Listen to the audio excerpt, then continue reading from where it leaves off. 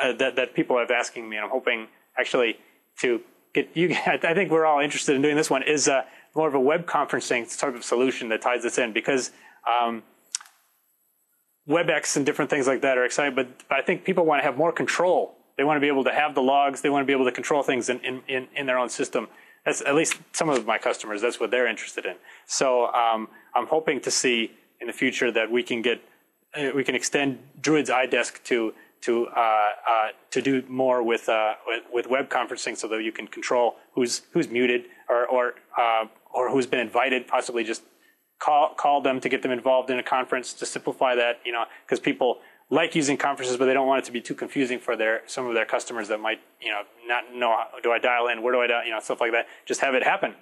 They would love that because it makes them look really good. So anyways, that's pretty much my spiel. So, but it's been incredibly exciting. What we've been able to do since we started working with VoiceRoot, the best thing I can say is that they've been so reactive to everything.